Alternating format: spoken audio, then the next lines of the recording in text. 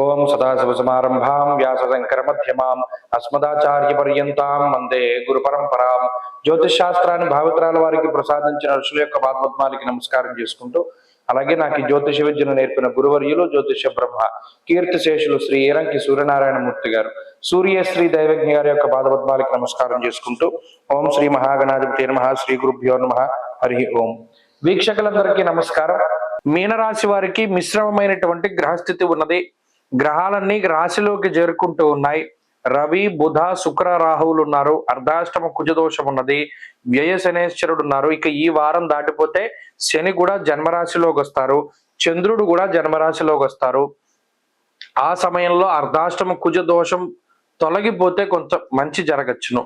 అయితే ఇప్పుడు ఉండేటువంటి పరిస్థితుల్లో ఎక్కువ మీన రాశి వారికి చెడే చెప్తున్నారంటే మీరు కావాలని ఇలా చెప్తున్నారా ఏంటి అని చెప్పి పాపం కామెంట్లు చేస్తున్నారు. ఇక్కడ గ్రహస్థితిని మనం రీడ్ చేయడం వల్లకి, ఇప్పుడు ఫలాని గ్రహచారేణ సూచయంతి మనీషిణ, ఫలానా గ్రహాలు అలా ఉన్నాయి అబ్బాయి, ఈ అమ్మాయి జాగ్రత్తగా ఉండండి అనేటువంటి మాట మనం చెప్పగలం. కానీ అక్కడ మంచి ఉంటే మంచి, చెడు నాకేమి ఓ రాశి మీద పార్షియాలిటీ ఉండదు, ఒక రాశి మీద ఏమో ఇది ఉండదు.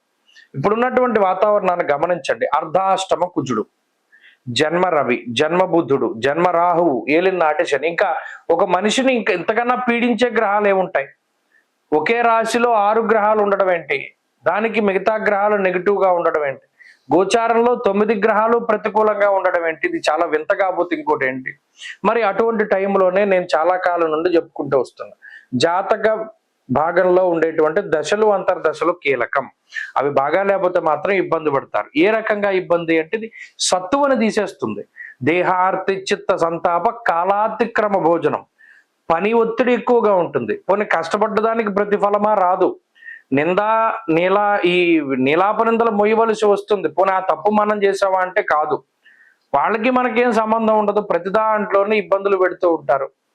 అలాగే దేహార్తి చిత్త సంతాప, కాలాన్ని అతిక్రమించి భోజనం చేస్తూ ఉంటారు. శరీరం ఎక్కువగా కష్టపడుతూ ఉంటుంది, అదృష్టం తక్కువగా ఉంటుంది. ఏ పని మొదలు పెడితే అది ఆగిపోతూ ఉంటుంది. వేరే దేశం వెళ్దాం అనుకుంటే మనం సాధించలేకపోతాం. ఆ వీసా ప్రాబ్లమ్స్, ఇంకోటి. ఇలా ఒకటి కాదు, రెండు కాదు, ఎన్ని విఘ్నాలు, ఎన్ని అవాంతరాలు, ఎన్ని దెబ్బలు తగలాలో అన్ని తగులుతూ ఉంటాయి.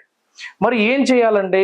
దానికి బెస్ట్ రెమెడీ అంటే, దీనికి చాలా ఆలోచన చేశాను. గ్రహస్థితి పూర్తి ప్రతికూలంగా ఉన్నప్పుడు పరమేశ్వర ఆరాధన చాలా మంచిది. శనివారం నాడు, సోమవారం నాడు క్రమం తప్పకుండా ఎవరైతే వెళ్ళి శివాలయంలో నంది దగ్గర దీపారాధన చేస్తారో వారిని గ్రహాలు బాధించవు.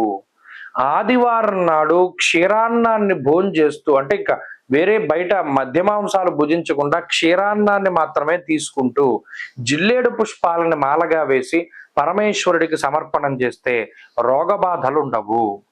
అలాగే ప్రత్యేకించి పరమేశ్వరుడికి అభిషేకం చేసుకోవడం, ప్రతిరోజు దక్షిణామూర్తి స్తోత్రాన్ని పారాయణ చేయడం, ఇవి క్రమం తప్పకుండా చేయండి. ఖచ్చితంగా మార్పు వస్తుంది.